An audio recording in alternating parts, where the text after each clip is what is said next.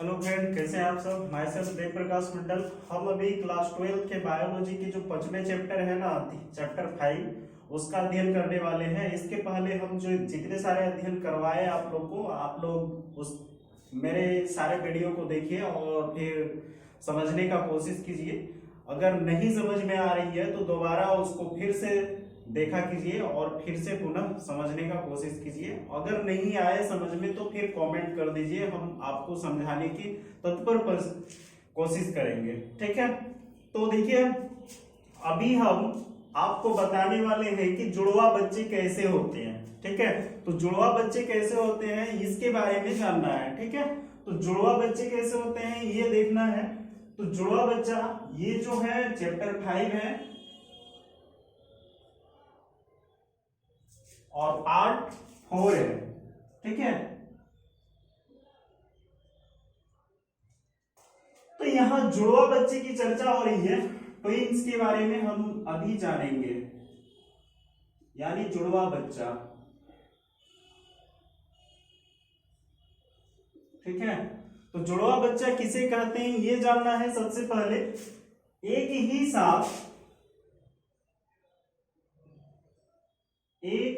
साथ दो बेबी के जनने की क्रिया को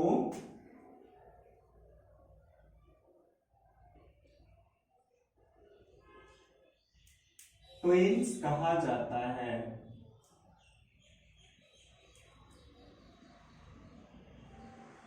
ठीक है, तो यहां क्या है कि एक ही साथ अगर एक फीमेल अपने या टेरस से प्रेगनेंसी के दौरान, डिलीवरी के दौरान दो बेबी को क्या करते हैं, जन्म देते हैं, बर्थ करवाते हैं, और उसको क्या कहा जाता है, ट्विंस कहा जाता है। ठीक है, तो twins, how many type of twins, तो ट्विंस कितने टाइप के होते हैं ये देखना है कि जुड़वा बच्चा कितने प्रकार के होते हैं। ठीक है, तो जुड़वा बच्चा 3 टाइप के होते हैं, 3 टाइप। ठीक है, ये 3 टाइप क्या क्या है। सबसे पहली बात ये है, जान लेना है कि एक होता है मोनोजाइगोटिक,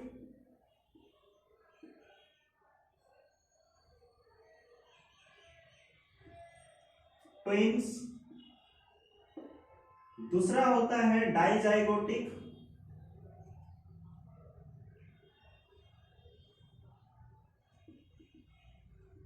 ट्विंस। और तीसरा होता है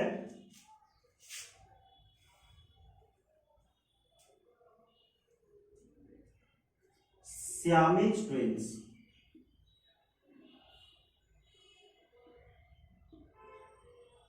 ठीक है, तो ट्विंस कितने प्रकार के होते हैं, तो 3 प्रकार के होते हैं, यानी जुड़वा बच्चा 3 प्रकार के होते हैं। एक होता है एक युग्मजी यमज। ठीक है, ये युग्मजी यमज। एक होता है एक युग्मजी यमज। दूसरा होता है द्वियुग्मजी यमज। और तीसरा होता है श्यामी चमच।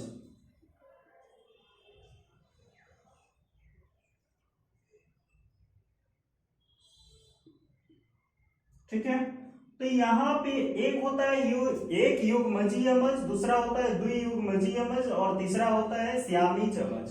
ठीक है, तो अभी हम जो चर्चा करेंगे वो है क्या कि मोनोजाइगोटिक ट्विंस कैसे होते हैं। ठीक है, तो मोनोजाइगोटिक ट्विंस, सबसे पहले आप नॉर्मल बेबी के बारे में जान जाइए कि नॉर्मल बेबी कैसे पैदा होता है। ठीक है, तो नॉर्मल बेबी पैदा होता है, सबसे पहले इसको जानने के लिए हम नॉर्मल बेबी को जानेंगे कि नॉर्मल बेबी कैसे पैदा होती है। इसके बारे में जानने से पहले हमको क्या बनाना होगा, एक अटेरस का फिगर बनाना होगा जो चैप्टर 3 पे है, उसका अध्ययन करना था, लेकिन हम इसके बाद पुनः उसका भी अध्ययन करवा देंगे। तो चलिए उसको खुल के अध्ययन करना था। अभी हम मोनोजाइगोटिक करेंगे, तो मोनोजाइगोटिक पे क्या होता है, ये जो है नॉर्मल बेबी जो होगी वो कैसे होगी।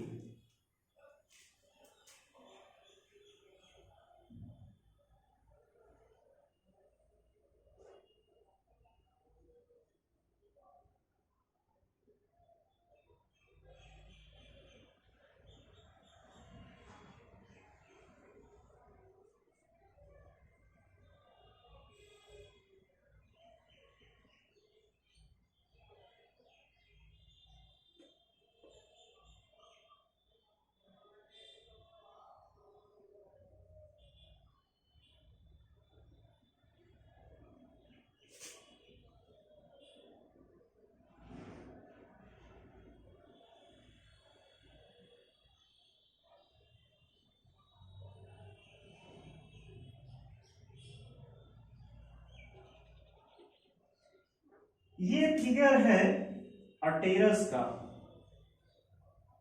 ठीक है, ये है गर्भाशय, ठीक है। अब यहां पे ये है आपका ओवरी।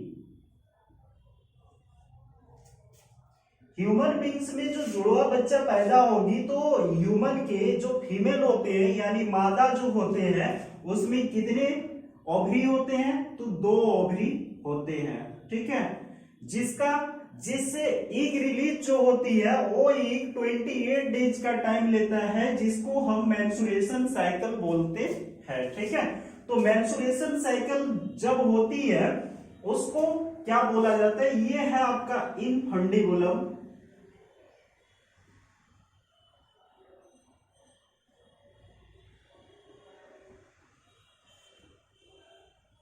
ठीक है। उसके बाद ये है इस्थेमस, उसके बाद एम्बुला, ठीक है। जब ये ईग सेल से जब 28 डेज हो जाएंगे तो ये ओवरी से क्या होगा, रिलीज ईग होगा, और ईग रिलीज होते हुए ये इस्थेमस एरिया पे आ जाएंगे, और यहां से जब स्पर्म एंट्री करेंगे तो स्पर्म की संख्या अधिक होती है, जिसके कारण ये पुनः कहां आएंगे, ये फैलोपियन ट्यूब बोलिए या फिर ओविडक्ट बोलिए, ओविडक्ट के एरिया में आते हैं, और ओविडक्ट में आने के तुरंत ही ये क्या करते हैं, इसके साथ स्पर्म जो है ईग सेल के साथ फ्यूज करते हैं। जब ये फ्यूज हो जाते हैं तो यहाँ पे ब्लास्टोमेयर की क्रिया होती है और ब्लास्टोमेयर बना लेते हैं, ठीक है। तो ब्लास्टोमेयर जब बन जाती है तो ब्लास्टोमेयर में क्या होता है, इसके अंदर 2 सेल तैयार होते हैं, और यही 2 सेल पुनः फिर से 4 बनाते हैं, ठीक है। जब ये 4 बन जाते हैं तो फिर ये माइटोसिस डिवीजन करता है इसके अंदर, और 4 से 8 हो जाता है, ठीक है। 8 से फिर क्या होता है, 16 होता है, 16 से फिर क्या होता है 32, 32 से पुनः 64। जब 64 की क्रिया हो जाती है तो यहाँ पे ये क्या करते हैं, इम्प्लांट कर देते हैं, यानी कि अटेरस के दीवारों से वह क्या करता है, 64 की क्रिया के बाद इम्प्लांट कर लेता है, ठीक है, यानी अध्यारोपित हो जाते हैं। इस पे क्या हो जाता है, एक दीवार पे चिपक जाते हैं। जब ये 64 की क्रिया होती है तब, तो जैसे ये 64 की क्रिया होगी तो वह क्या करेंगे, सेल अटेरस के दीवारों में चिपक जाएंगे, और चिपकने के बाद ये क्या बन जाएगा, एम्ब्रियो। एम्ब्रियो जब बन जाता है यानी कि ये एम्ब्रियो क्या होंगे, विकास करेंगे, डेवलप करेंगे, और डेवलप करके एक बेबी का निर्माण करेंगे, ठीक है। तो जो बेबी तैयार होगी ये एम्ब्रियो ही कहलाएगी। जब तक ये बाहर प्रवेश ना करे तब तक ये एम्ब्रियो ही रहती है। जब ये 9 मंथ के तक पश्चात जब बाहर आते हैं तो इस क्रिया के दौरान उसको बेबी बोला जाता है। इस समय यहाँ से जो डिलीवरी के टाइम जो बच्चे प्रसव की क्रिया करके बाहर होंगे उस समय यह बच्चा एक ही बच्चा होगा, यानी नॉर्मल बेबी तैयार हो जाएंगे, ठीक है। तो जब ये नॉर्मल बेबी तैयार होगा तो ये है आपका नॉर्मल बेबी का। उसके बाद ये है आपका कैसा, नॉर्मल बेबी, ठीक है। अब ये पुनः फिर से हम मोनोजाइगोटिक को बताने वाले हैं कि एक युग्मजी यमज क्या है, ठीक है। तो एक युग्मजी यमज को जानने के लिए हम क्या करेंगे, एक युग्मजी यमज को जानने के लिए सेम चीज रहेगा, ओवरी ही बनाना है या टेरस का ही फिगर बनाना है, और 28 डेज में जो मेंस्ट्रुएशन साइकिल होती है वो भी बनाना है, ठीक है। लेकिन ये जो है यहां से जब ये 28 डेज में जब ईग रिलीज होके इस एरिया पे आएंगे, फर्स्ट क्लीवेज के दौरान ये क्या करेंगे, यहाँ पे ब्लास्टोमेयर की क्रिया जब बनेगी, यहां से चलिए इसको हम एरेंज करते हैं और पुनः फिर से हम आपको मोनोजाइगोटिक के बारे में बता देते हैं। ये था आपका नॉर्मल बेबी का। अब हम मोनोजाइगोटिक बेबी के बारे में बताने वाले हैं, ठीक है। तो मोनोजाइगोटिक बेबी, जो मोनोजाइगोटिक ट्विन्स है वो कैसे होते हैं इसके बारे में बताने वाले हैं आपको।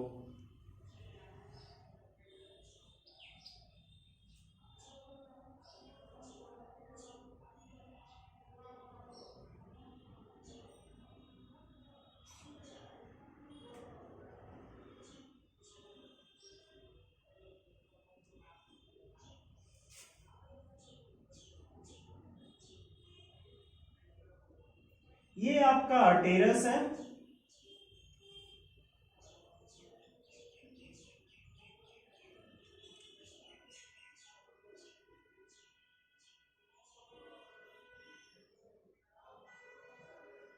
ये एक सेल है। सेम वही चीज है, आप इसको फैलोफैथियन ट्यूब बोलिए या फिर ओविडक्ट बोलिए। तो ये क्या करता है, इस एरिया पे जब पहुंचते हैं तो फर्स्ट क्लीवेज यहां से जब स्पर्म एंट्री करता है तो स्पर्म जब यहां आ जाते हैं तो इसके साथ फ्यूजन करता है। कौन? स्पर्म जब फ्यूजन करता है तो फर्स्ट ब्लास्टोमेयर जब होती है तो इसके अंदर ही, ठीक है, तो इसके अंदर दो सेल तैयार होते हैं। तो ये क्या करते हैं, जब दो सेल तैयार हो जाते हैं तो ये दो सेल पुनः फिर 4 सेल तैयार करते हैं, ठीक है। तो 4 सेल तैयार होने से पहले फर्स्ट ब्लास्टोमेयर के दौरान ये सेल अलग होते हैं और ये सेल अलग होते हैं, ठीक है। तो ये दोनों सेल जब अलग होते हैं लेकिन एक ही ब्लास्टोमेयर पे रहता है, ठीक है। जब एक ही ब्लास्टोमेयर पे रहता है तो ये क्या करते हैं कि यहां से जब ये ब्लास्टोमेयर अलग हो जाते हैं, सॉरी यहां पे क्या हुआ कि ये जब फर्स्ट क्रिया किए, फ्यूजन किए,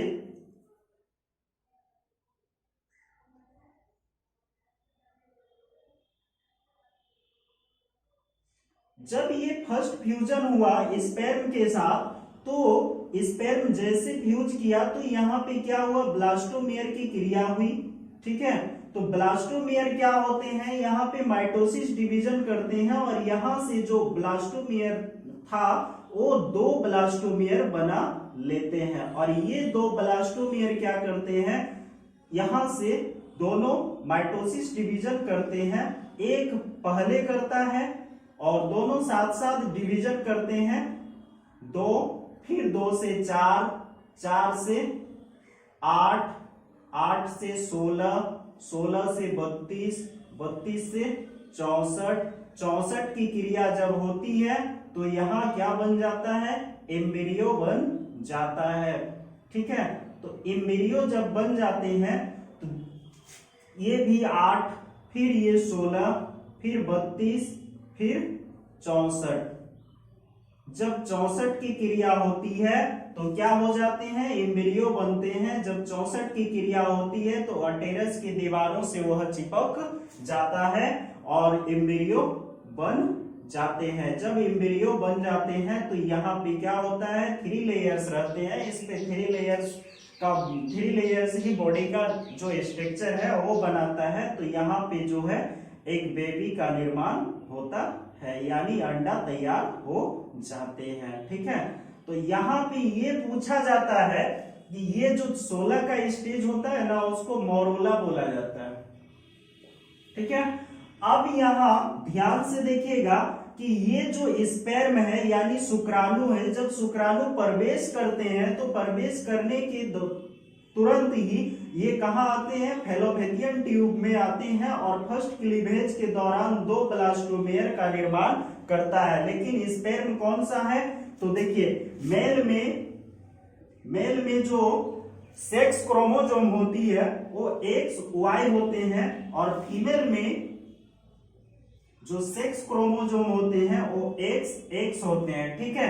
तो इसके पास तो X ही है, अगर ये Y के साथ फ्यूजन किया तो बेबी क्या हो जाएंगे, XY, लेकिन एक ही ईग सेल पे स्पर्म का अगर वाई सेक्स क्रोमोसोम फ्यूजन करता है तो 2 ब्लास्टोमेयर बनता है, ठीक है। तो दोनों क्या होंगे, XY यानी कि बेबी जो होगी वो XY ही होंगे, यानी लिंगों में दोनों का क्या होगा, जेंडर दोनों का इक्वल रहेगा, सेम रहेगा, ठीक है, एक दूसरे का समान रहेगा, ठीक। तो किसमें समान रहता है, मोनोजाइगोटिक ट्विंस में क्या होता है, जेंडर समान रहता है, ठीक है। तो ये क्वेश्चन पूछा जाता है कि किस ट्विंस में सेम आकार और सेम जेंडर पाए जाते हैं, तो उसमें आंसर देना है मोनोजाइगोटिक ट्विंस में, ठीक है। एक यमज में क्या होते हैं, समान रूप पाए जाते हैं, ठीक है। तो यहाँ पे अगर फिर ये एक्स के साथ अगर फ्यूज करता है, एक ही एग सेल है, और अगर ये क्रोमोजोमल सेक्स क्रोमोजोम जो होंगे वो अगर एक्स हो जाएंगे तो बेबी क्या हो जाएगा, बेबी XX यानी कि फीमेल तैयार हो जाएंगे। अगर ये वाई के साथ फ्यूज करते हैं तो बेबी क्या हो जाएंगे, सन हो जाएंगे, यानी कि पुत्र बनेंगे, और अगर एक्स के साथ करते हैं तो वह पुत्री बनेंगे, ठीक है। तो ये रहा आपका मोनोजाइगोटिक का, ठीक है।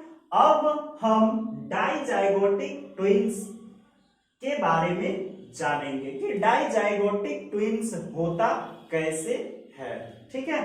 तो मोनोजाइगोटिक तो आप जान गए, अब डाइजाइगोटिक भी जानेंगे, उसके बाद पुनः फिर हम जानेंगे सियामी यमज, ठीक है।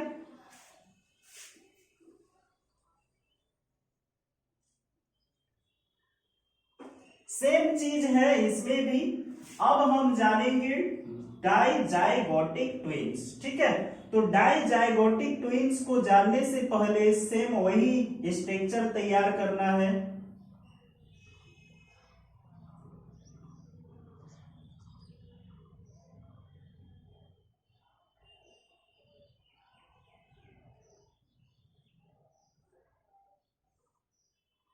ये है अटेरस का भाग, ये अटेरस की दीवारें हैं, ठीक है। यहां एक सेल है,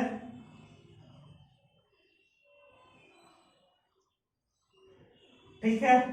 यहां से जब ये एक सेल मेंस्ट्रुएशन के दौरान रिलीज हो जाएंगे तो ये एक सेल क्या होते हैं, कभी कभी फीमेल में जब एक ही समय पर एक साथ 2 एग सेल क्या होते हैं, रिलीज हो जाते हैं। तो 2 एग सेल रिलीज होते हैं तो 2 एग सेल इस टाइप से आते हैं, ठीक है।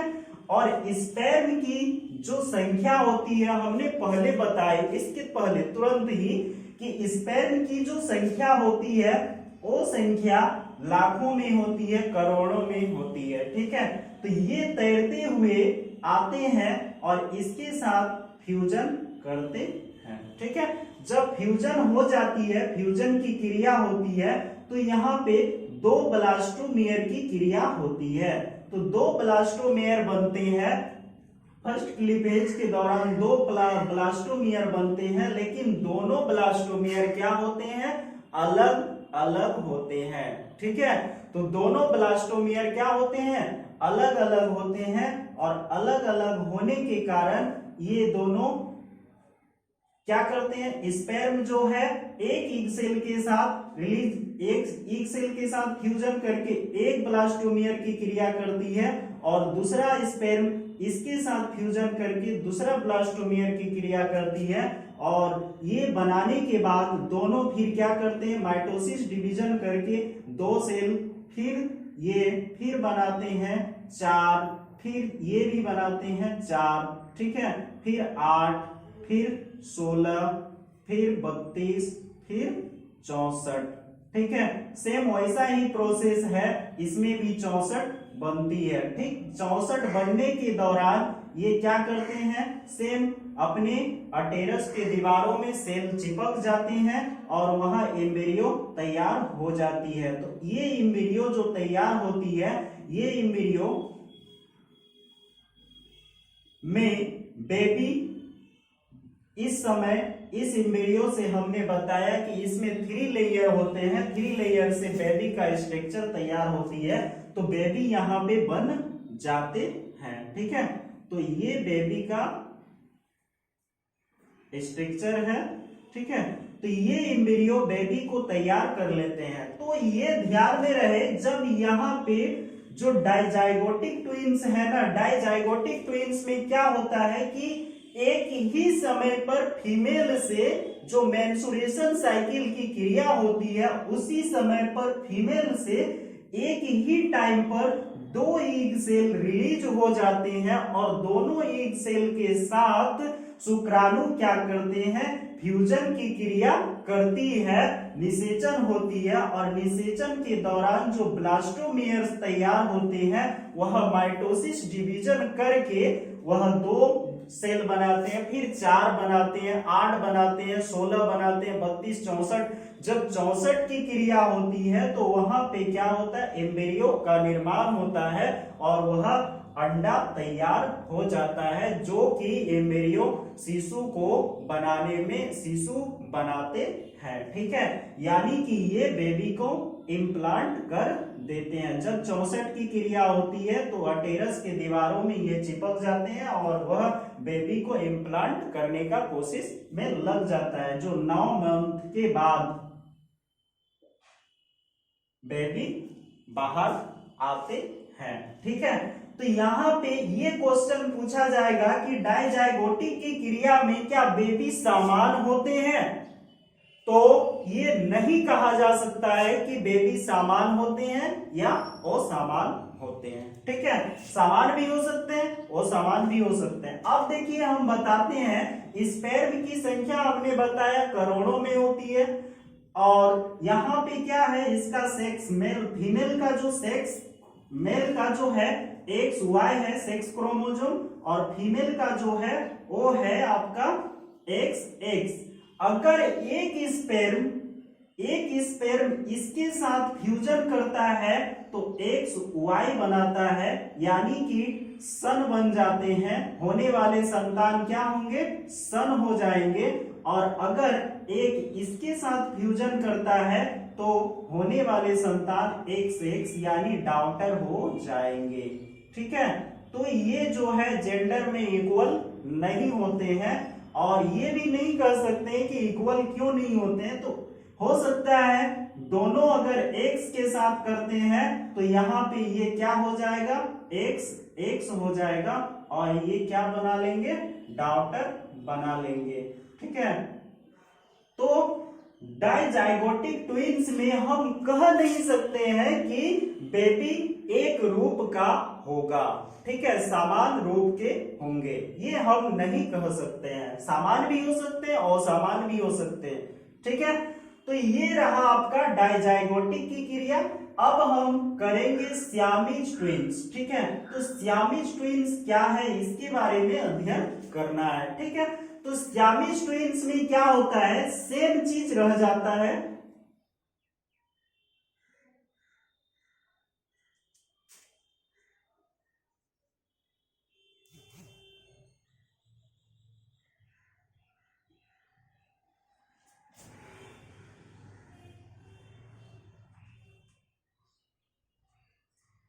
तो सियामीज अमज में क्या होता है, इसके बारे में अब जानना है। ठीक है,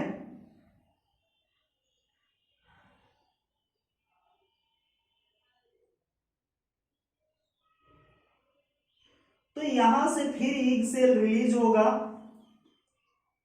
और ईग सेल यहां तक पहुंचेगी। जब यहां तक पहुंचेगी तो फर्स्ट क्लीवेज के दौरान ये जो स्पर्म है, ये स्पर्म एंट्री करेंगे कहां, अटेरस पे, और ये तैरते हुए यहां तक पहुंचेंगे। पहुंचने के बाद ये इसके साथ फ्यूजन करेंगे। ठीक है, फर्टिलाइज होगा। फर्टिलाइज होने के साथ ही ये ब्लास्टोमियर बनेंगे, और ब्लास्टोमियर बनने के बाद यहाँ पे 2 सेल बन जाएंगे। एक ही ब्लास्टोमियर पे ये क्या बनेगा, 2 सेल तैयार होगा, जो दोनों अलग अलग होंगे। ठीक है, अब ये सेल जो है दोनों क्या करेंगे, 2 सेल है यहाँ पे, दोनों डिवीजन करेंगे और यहाँ 4 बना लेंगे। फिर ये 4 से ये 1 4 इस साइड, यानी कि आपको अलग करके बताया जा रहा है कि यहाँ पे एक ही कवर पे यानी सेल जो है पूरे के पूरे रहेंगे और इसी के बीच ये 4 बनाएंगे और ये भी 4 बनाएंगे। ठीक, तो यहाँ पे फिर से ये क्या बनाएगा, 8 8 दोनों सेल बनाएंगे। फिर ये भी 8 8 बना लेंगे। फिर ये 16 बनाएगा, एक ही सेल के अंदर 16 बनेगा, 16 बनेगा। फिर एक ही सेल के अंदर 32 प्लास्टोमियर के अंदर, सॉरी प्लास्टोमियर के अंदर एक ही 32 32 दोनों बनाएंगे। फिर ये 64 और ये 64 और लेकिन एक ही ब्लास्टोमेयर पे रहेंगे। अब यहाँ पे ध्यान से देखिएगा, जब 64 की क्रिया होती है तो हमने बताया आपको कि जब 64 की क्रिया हो जाती है, जब 64 सेल तैयार हो जाते हैं तो दोनों क्या हो जाते हैं, 64 की क्रिया होने से वह अटेरस की दीवारों में अध्यारोपित हो जाती है, यानी इम्प्लांट कर लेती है और इम्प्लांटेशन में ये क्या हो जाते हैं, दीवारों में चिपक जाते हैं। लेकिन ये एक ही ब्लास्टोमेयर पे रहता है, जिसके कारण दोनों यहाँ पे क्या होते हैं, जुड़वा हो जाते हैं, यानी कि चिपक जाते हैं। और दोनों क्या करता है, डिवीजन करता है, डेवलपमेंट करता है। दोनों बेबी यहाँ पे क्या होते हैं, चिपका हुआ पाया जाता है। ठीक है, तो इस टाइप से बेबी का क्या होता है, जन्म होता है। और ये 9 मंथ के बाद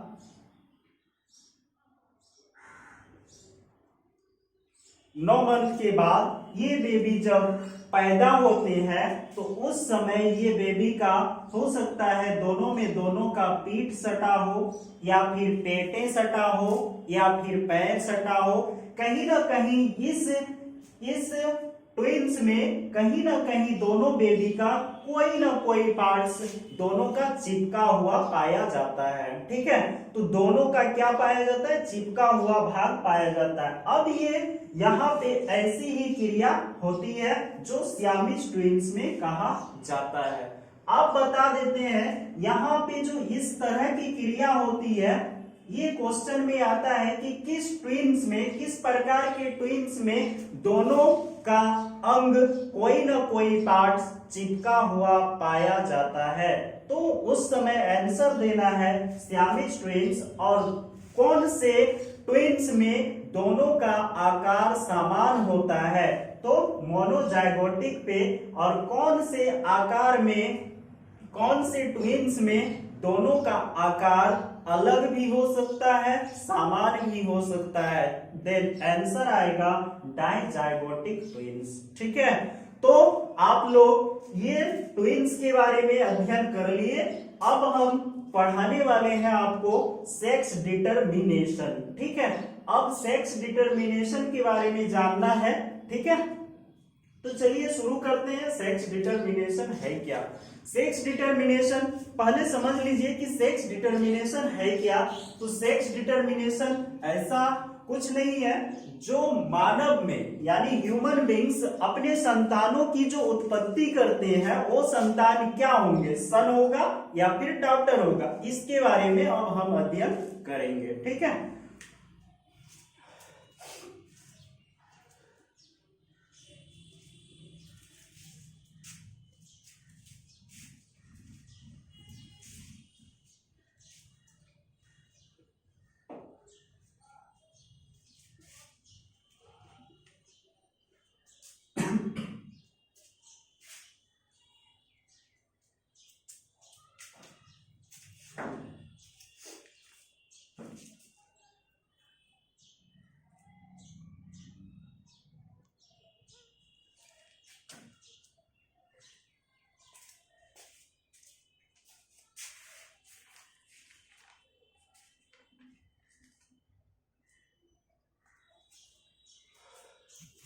सेक्स डिटरमिनेशन के बारे में जानना है। ठीक है, तो यहाँ पे क्या होता है दूसरा टॉपिक अभी हम शुरू करने वाले हैं सेक्स डिटरमिनेशन।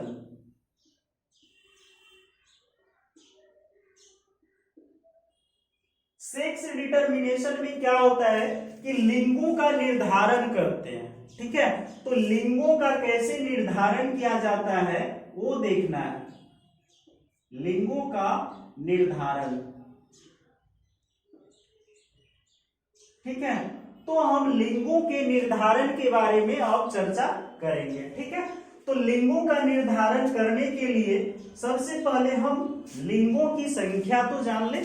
लिंग कितने प्रकार के होते हैं, तो दो प्रकार, एक होता है सेक्सुअल में क्या होता है कि एक दो दूसरे के क्या होते हैं, अपोजिट जेंडर होते हैं, तभी ये सेक्सुअल रिप्रोडक्शन की क्रिया होती है। तो अब यहाँ पे ह्यूमन बींग्स का यानी मानव में लिंगों का निर्धारण करेंगे, sex determination of human beings.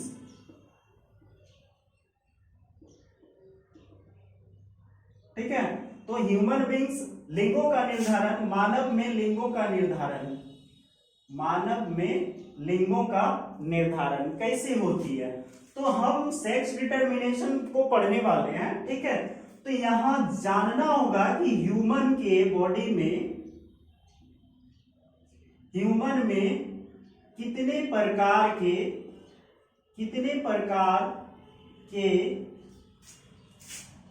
Chromosome गुणसूत्र पाए जाते हैं। तो देखिए ह्यूमन के बॉडी में जो है ना, ह्यूमन में कितने प्रकार के क्रोमोसोम पाए जाते हैं, तो दो प्रकार के क्रोमोसोम पाए जाते हैं, ठीक है। तो ह्यूमन के बॉडी में कितने प्रकार के क्रोमोसोम पाए जाते हैं, टू टाइप।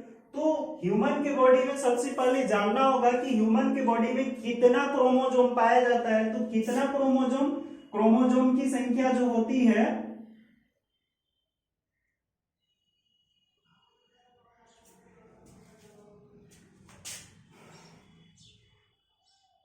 क्रोमोसोम की संख्या 46 होती है, ठीक है। ह्यूमन बॉडी में क्रोमोसोम की संख्या 46 होती है और ये टू टाइप में होते हैं, एक होते हैं सेक्स क्रोमोसोम और दूसरा होता है ऑटोसोम्स क्रोमोसोम, ठीक है।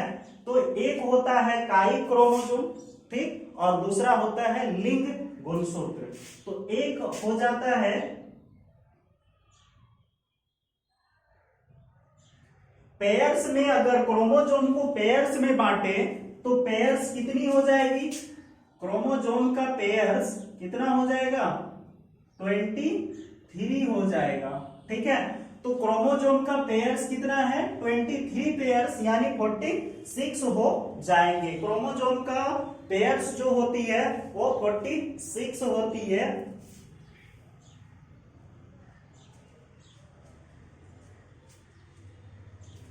एक होता है जिसको हम काइक बोले ना, ये होता है ऑटोसोम्स एंड सोमाटिक क्रोमोसोम, इसको कायिक गुणसूत्र बोला जाता है, ठीक है। इसकी संख्या जो होती है यानी ऑटोसोम्स, सोमैटिक ऑटोसोम्स या फिर सोमैटिक क्रोमोसोम यानी कायिक गुणसूत्र की संख्या जो होती है वो होती है 44, ठीक है। और पेयर्स में बांटे देन तब हो जाएगा 22, ठीक है। अब जब हम ये 44 और ये 22 होते हैं उस समय ये फिर दूसरा क्या होता है, पहला क्रोमोसोम की संख्या जो होती है वो क्या है, पहला ये ऑटोसोम्स है। ये बोलेगा कि ऑटोसोम्स का काम क्या है, तब बताना है कि ऑटोसोम्स जो क्रोमोसोम होते हैं उसका काम है बच्चे का बॉडी का निर्माण करना, ठीक है। तो बॉडी का निर्माण करने की विधि को ही कायिक गुणसूत्र या तो फिर ऑटोसोम्स या सोमैटिक क्रोमोसोम बोला जाता है, ठीक है। अब हम दूसरा में जाते हैं, वो क्या है, सेक्स क्रोमोसोम,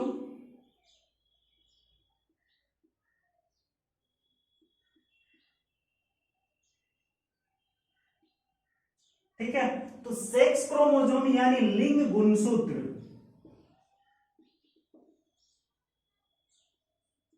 लिंग गुणसूत्र की संख्या कितनी है? तो 2 है। पेयर्स में आए तो कितनी हो जाएगी? एक जोड़ी, ठीक है। यहां 22 पेयर्स और ये 1 पेयर्स, ठीक है।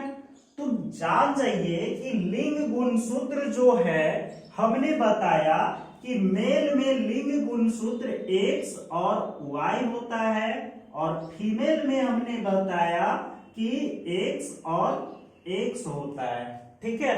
तो यहाँ पे लिंग गुणसूत्र बस एक जोड़ी है, ये भी एक जोड़ी है ना। बस यही जानना है कि ये एक जोड़ी होता है, यही क्या करते हैं, कौन सन होने वाला है और कौन डॉटर होने वाला है, ये बताता है। कौन बताता है? एक्स वाई और एक्स एक्स बताता है, ठीक है। अब जो है ये मेल और फीमेल में होती है, ठीक है। तो लिंगों का ये रहा स्ट्रक्चर आपका कि जो 44 होते हैं वो ऑटोसोम्स या सोमैटिक क्रोमोसोम होते हैं, जिसको कायिक गुणसूत्र कहते हैं। ये करते क्या है? बॉडी का निर्माण करते हैं, ठीक है। और ये सेक्स क्रोमोसोम होते हैं, ये इसका काम है लिंगों का निर्माण करना, ठीक है। कौन डिसाइड करेगा? तो सेक्स क्रोमोसोम डिसाइड करता है कि ये पुत्र होगा, ये पुत्री होगा, या पुत्री होगा या फिर ये पुत्र होगा। ये सेक्स क्रोमोसोम ही डिसाइड करता है, ठीक है। तो ये है ऑटोसोम्स, और इसका एक नाम है एलोसोम्स। इसका नाम, हाँ, इसका और एक नाम है एलोसोम्स, ठीक है। तो यहाँ पे एलोसोम्स, अगर आपको पूछ ले कि ह्यूमन बीइंग्स में एलोसोम्स की संख्या, एलोसोम्स क्रोमोसोम जो होते हैं उसकी संख्या कितनी है, देन आंसर देना है 2 है। और फिर ये बता दे कि ऑटोसोम्स की संख्या कितनी है, तो 22 पेयर्स 44 है, ठीक है। अब यहाँ पे मानव में जो इनहेरिटेंस होते हैं, यानी वंशागति होता है मानव में, तो ह्यूमन बीइंग्स में वंशागति होती है, मानव में वंशागत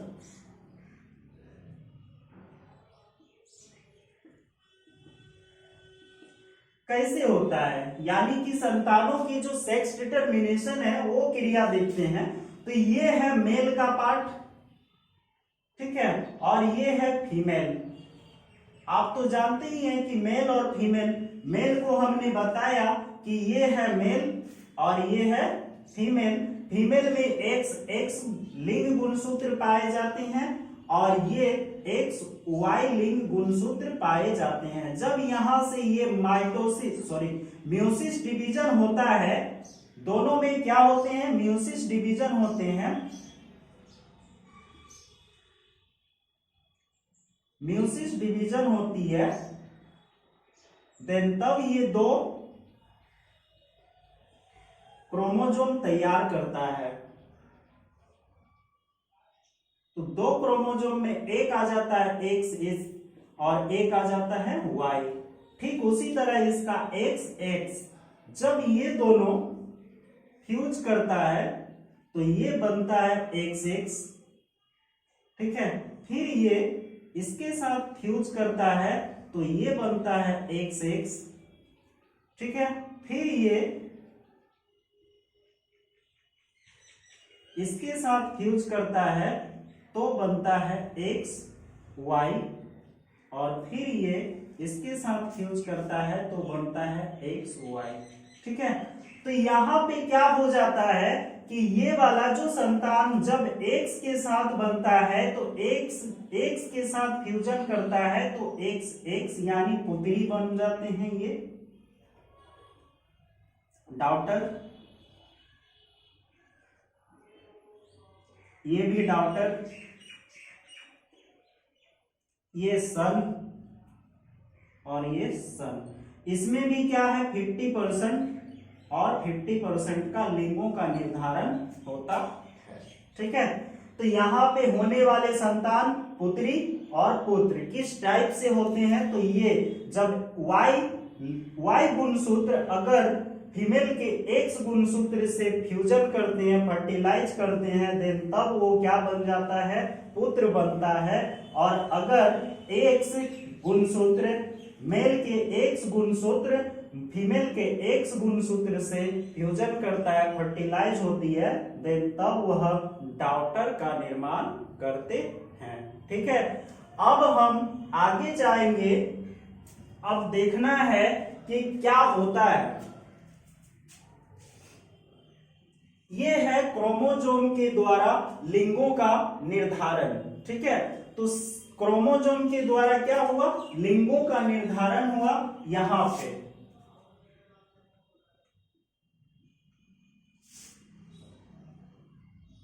क्रोमोजोम के द्वारा लिंगों का निर्धारण। ठीक है, अब ये क्रोमोजोम के द्वारा हम लिंगों का पहला पार्ट निर्धारित किए मानव का। ठीक है, मानव में लिंग निर्धारण। मानव में कैसा निर्धारण है, ये लिंग का निर्धारण, लिंग निर्धारण। ये पार्ट ऐसे भी वर्ग दशम का भी अंग है। ठीक है, तो वर्ग दशम में भी ये पार्ट पढ़ाया जाता है। ठीक है, अब हम दूसरा पार्ट में जाएंगे। दूसरा होता है क्या, एक्स एक्स और एक्स शून्य। ठीक है, तो दूसरा क्या है वो देखना है। ये क्रोमोजोम द्वारा लिंगों का निर्धारण। अब क्रोमोजोम के द्वारा हम लिंगों का फिर से निर्धारण करेंगे। दूसरा पार्ट में क्या होता है वो देखना है। ये क्रोमोजोम के द्वारा लिंगों का निर्धारण मानव का था। अब अभी हम क्रोमोजोम के द्वारा लिंगों का निर्धारण दूसरे भाग में कर रहे हैं। क्या है वो ध्यान से देखिएगा। एक होता है यानी कि एक्स एक्स क्रोमोजोम, जो कि कौन सा क्रोमोजोम है, ये सेक्स क्रोमोजोम या एलोसोम्स। ठीक है, तो एक्स एक्स और फिर एक्स शून्य। ठीक है, शून्य का अर्थ होता है नहीं है। ठीक है, आप तो जानते हैं कि एक्स एक्स किसका क्रोमोजोम हो सकता है, तो फीमेल का हो सकता है। और एक्स जीरो किसका हो सकता है, तो मेल का हो सकता है। या इसका जो एग्जाम्पल है शून्य वाले एग्जाम्पल किस किस में आता है, जैसे तिलचट्टा, कॉकरोच। ठीक है, तिलचट्टा हो गया। दूसरा क्या है, खटमल। ठीक है, तीसरा टिड्डे। ठीक है, तो ये सारे क्रिया होते हैं। ठीक है, अब ये जैसे कॉकरोच हो गया, कृमि हो गया, तिलचट्टा, खटमल, उसके बाद फिर क्या है, एक और भी बहुत सारे इंसेक्ट आते हैं। तो तिलचट्टा, खटमल हो गया, राउंड वर्म यानी कृमि। ठीक है, तो ये इसके जो यानी तिलचट्टा, खटमल, कृमि के जो नर्म भाग होते हैं यानी मेल पार्ट होते हैं, मेल पार्ट में ये रहा मेल पार्ट और ये रहा फीमेल पार्ट। फीमेल पार्ट और मेल पार्ट। मेल पार्ट में क्या क्या पाया जाता है, एक्स शून्य। ठीक है, और इसमें एक्स एक्स पाया जाता है। ये है फीमेल और ये है मेल। जब ये म्यूसिस करते हैं तो एक्स और एक शून्य। ठीक है, जब ये म्यूसिस करता है तो एक्स एक्स बनाता है। ठीक है, तो ये वाला भाग जब एक्स के साथ फ्यूजन करता है तो एक्स एक्स यानी कि जब तिलचट्टा का जो बनेगा वो क्या होंगे, फीमेल पार्ट बन जाएंगे। ठीक है, फिर ये इसके साथ करते हैं तो ये भी एक्स एक्स बनाते हैं। ठीक है, ये भी फीमेल पार्ट है। और ये जब इसके साथ फ्यूज करते हैं तो एक्स शून्य बनता है। फिर ये इसके साथ करते हैं तो एक्स शून्य बनता है। ये वाला भाग क्या हो जाएगा, मेल का बन जाएगा और ये वाला भाग फीमेल का बन जाएगा, यानी ये फीमेल भाग हो जाएंगे और ये मेल भाग हो जाएंगे। इसमें भी क्या है 50% और 50%, 50% डॉटर और 50% सन होते हैं। ठीक है, अब हम नेक्स्ट आएंगे क्रोमोजोम, सेक्स क्रोमोजोम में ZW एंड ZZ। ठीक है, तो ZW जो क्रोमोजोम होगी वह हो जाएगा आपका, ZW क्रोमोजोम हो जाएगा फीमेल का और ZZ हो जाएगा मेल का। ठीक है, तो मेल और फीमेल पे तीसरा भाग पे हम पहुंचने वाले हैं। इसका जो निर्धारण था तिलचट्टा, खटमल और कृमि का सेक्स का जो सेक्स डिटर्मिनेशन था क्रोमोजोम के आधार पर, सेक्स क्रोमोजोम के आधार पर ऐसी होती है, यानी कि 50% संतान जो होंगे वह फीमेल होगा और 50% संतान जो होंगे वह मेल हो जाएगा। ठीक है, ZW और एक बताया आपको ZZ।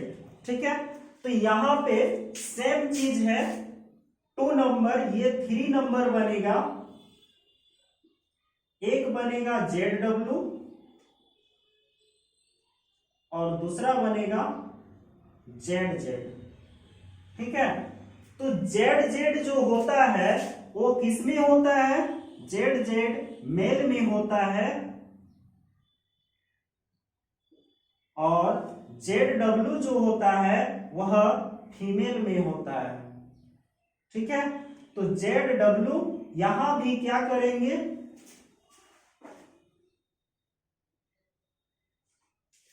ZW की क्रिया म्यूसिस डिवीजन, देन ZZ और फिर ये ZW Z और दूसरा Z, W, ये जब इसके साथ फ्यूज करते हैं तो ZZ, यानी कि ये कौन हो जाता है, मेल पार्ट। फिर इसके साथ फ्यूजन करते हैं तो ये ZW करते हैं, यानी ये फीमेल पार्ट। ठीक है, फिर ये इसके साथ करते हैं तो ZZ हो जाता है। ठीक है, ये भी मेल पार्ट और इसके साथ करते हैं तो ZW हो जाता है, तो ये फीमेल पार्ट। ठीक है, तो होने वाले संतान इसमें भी क्या हो जाते हैं, 50% पुरुष होते हैं, 50% पुरुष और 50% स्त्री। ठीक है, तो आधा आधा क्या होता है, आधा पुरुष और आधा स्त्री का निर्माण करता है। ठीक है, अब हम करने वाले हैं Z0 एंड ZZ, जिसका निर्माण, ये नहीं होगा। ठीक है, अब जिसका निर्माण किसमें होता है, बटरफ्लाई यानी तितली में होती है। ठीक है, तो जिसका निर्धारण हम तितली में करेंगे वह होगा Z0 एवं ZZ। ठीक है, तो यहां पे क्या होता है, Z0 और एक होता है ZZ, ये होती है, इसका एग्जाम्पल है बटरफ्लाई, तितलियां। ठीक है, तो तितलियां में क्या हो जाता है, Z0 और ZZ। ठीक है, तो Z0 और ZZ क्या हो जाते हैं, Z0 जो होंगे वह कौन सा भाग बनेगा और ZZ कौन सा भाग बनेगा। ठीक है, तो इस पे चलते हैं, चर्चा कर लेते हैं।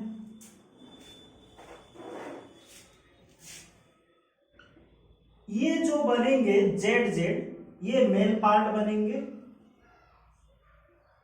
मेल का क्रोमोसोम है, ये मियोसिस करके Z तैयार करता है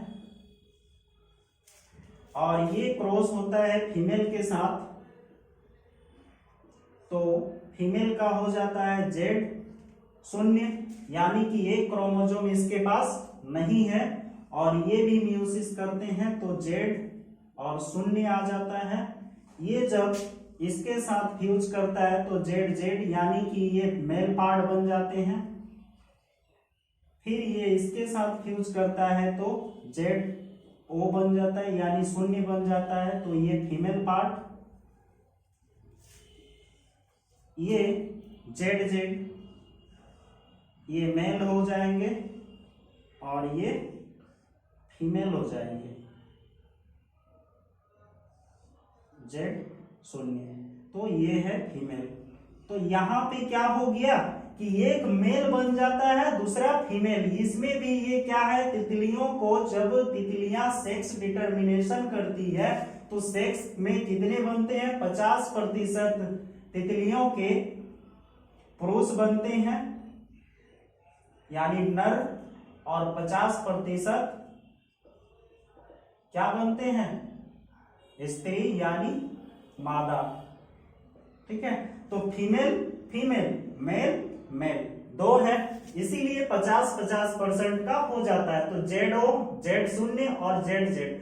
तो जेड जेड जो है पार्ट, बटरफ्लाई के जेड जेड जो गुणसूत्र होते हैं वह किस में होता है पूछा जाता है, तो आप बता दीजिएगा कि ये मेल पार्ट का भाग है, यानी मेल का क्रोमोजोम है। बटरफ्लाई में मेल क्रोमो जो सेक्स क्रोमोजोम होंगे मेल का, वह कौन सा होगा, तो जेड जेड होगा। ठीक है, ठीक है। अब नेक्स्ट जो होंगे वो है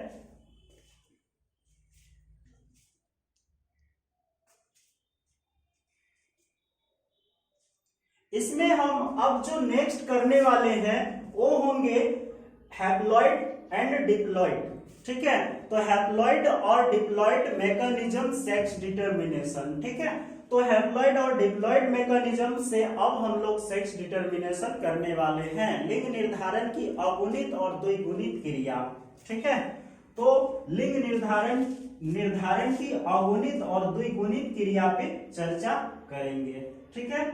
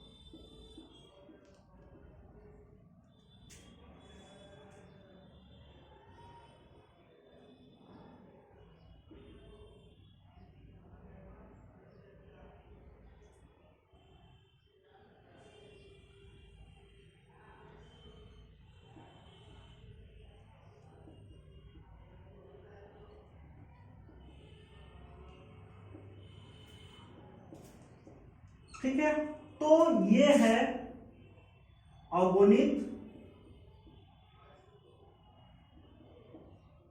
और द्विगुणित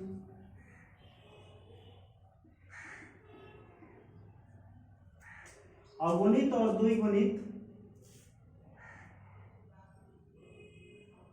लिंग में निर्धारण।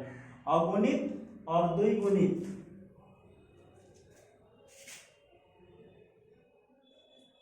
क्रिया में लिंगों का निर्धारण।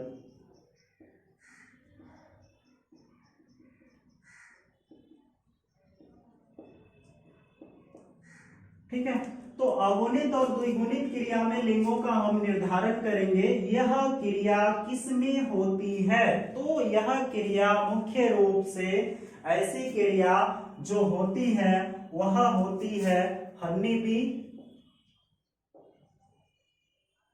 या तो फिर एंट, चींटी में। ठीक है, या तो फिर मधुमक्खी में होती है।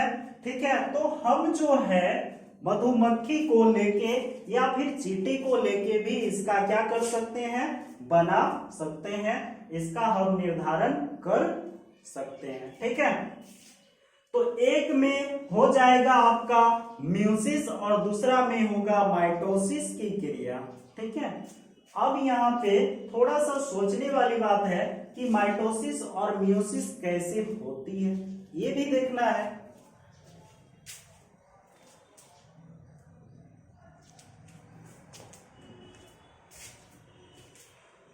देखिए सबसे पहले जो हनी बी है ना, हनी बी को लेते हैं हम। हनी बी कितने टाइप के होते हैं? सबसे पहली बात यह है कि हनी बी, मान लो कि हनी बी है,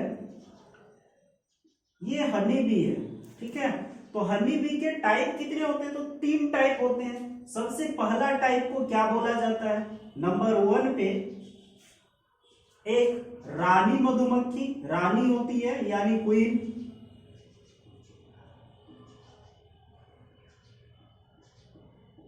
और दूसरा जो होता है वो वर्कर्स होता है। और तीसरा जो होता है वह ड्रोन होता है,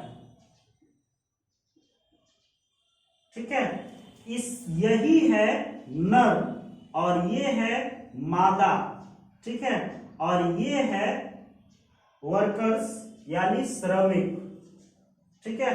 तो ड्रोन जो होते हैं वह क्या है? नर है। और ये जो वर्कर्स है वह क्या है? वर्कर्स श्रमिक है, कार्य करते हैं। और ये जो होंगे ये क्या है? डिप्लॉयड है, यानी कि ये जो है डिप्लॉयड है,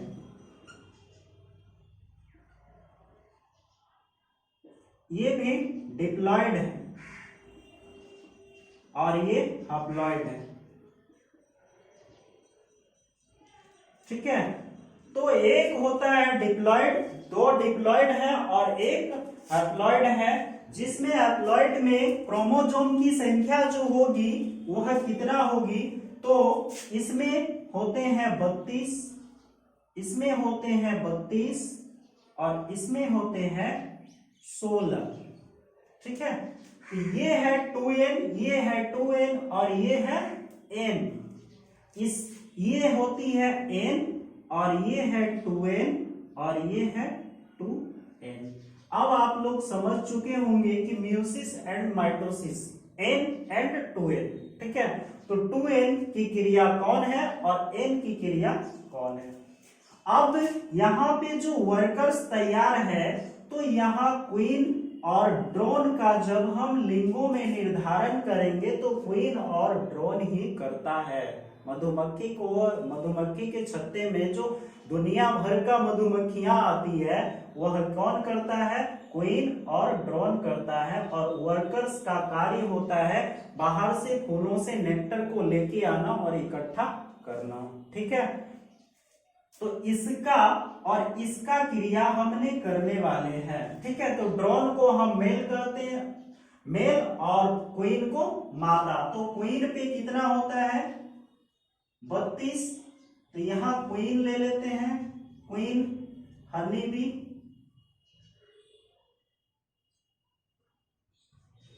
ये क्वीन हनी बी क्या कहलाता है? फीमेल,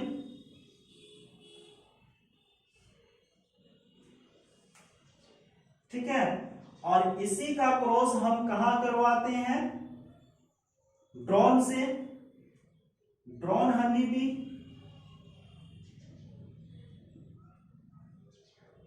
ठीक है। तो ड्रोन हनी बी क्या है? मेल भाग है। अब ये मेल का क्रॉस और फीमेल का क्रॉस हम करवा देते हैं, ठीक है। तो मेल को हम, मेल और फीमेल, मेल में कितने हैं? तो 16 है, ठीक। और इसमें कितना है? तो 32 है। जब 32 हो जाते हैं तो ये 16 एक साइड और ये 16 एक साइड, म्यूसिस। और ये क्या करता है? माइटोसिस की क्रिया यहाँ पे होती है और ये 16 के 16 ही रह जाते हैं, ठीक है। जब ये 16 दोनों इससे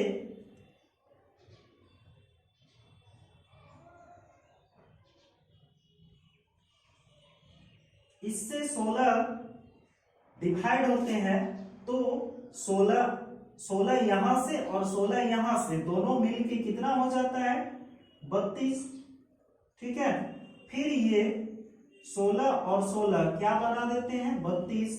तो बनने वाला जो मक्खियां होगी वह क्या होंगे? क्वीन होगी या तो फिर वर्कर्स होंगे। रानी भी हो सकती है और या तो फिर वर्कर्स यानी श्रमिक भी हो सकते हैं। और ये जो होंगे ये डायरेक्ट क्या करते हैं, पार्थेनोजेनेसिस की क्रिया करके ड्रोन का निर्माण करते हैं। ठीक है, तो ये क्या बनाते हैं, ड्रोन बनाते हैं। ये कौन सी क्रिया करती है, पार्थेनोजेनेसिस। हमने पार्थियोजेनेसिस के बारे में आपको पढ़ाए थे से फ्लावरिंग प्लांट में, जो चैप्टर 2 पे था, उसमें बताए थे कि जब कोई भी मादा भाग अपने अंडे को बिना निषेचन करके एक नए संतानों की उत्पत्ति करवाता है, उस क्रिया को क्या कहते हैं, तो पार्थेनोजेनेसिस कहते हैं। ठीक है, तो ये है अनिषेक जनन की क्रिया। ठीक है, ये कैसी क्रिया है, अनिषेक जनन की क्रिया। अनिषेक जनन की क्रिया से ही कौन बनते हैं, ड्रोन बनते हैं। ठीक है, तो अनिषेक जनन की क्रिया से ही ड्रोन बनते हैं। अगर हम एन से सूचित करें तो ये है आपका 2n, देन यहाँ पे एक n, यहाँ पे एक n, और ये है n, तो ये n हो जाएंगे, और यहाँ पे एक n और यहाँ से एक n, तो ये 2n, यहाँ से एक n और यहाँ से एक n आ जाएंगे, तो ये 2n हो जाएगा। और यही n अगर यहीं पे आ जाए विदाउट फर्टिलाइजेशन, देन तब ये किसका निर्माण करेगा, ड्रोन का निर्माण करेगा। यानी हैप्लॉइड हो जाने के कारण यह ड्रोन बन जाते हैं, और ड्रोन बनने के कारण यह कौन सा होगा, मधुमक्खी, नर मधुमक्खी होगी। ठीक है, और यहाँ पे ये दोनों में से मादा भी हो सकते हैं और वर्कर्स भी हो सकते हैं, रानी भी होंगे और वर्कर्स भी होंगे, श्रमिक भी होंगे। ठीक है, तो आज आप लोग को हमने जो है 2 टॉपिक पे चर्चा किए। पहला टॉपिक था आपका कि जुड़वा बच्चा कैसे होता है। ठीक है, जुड़वा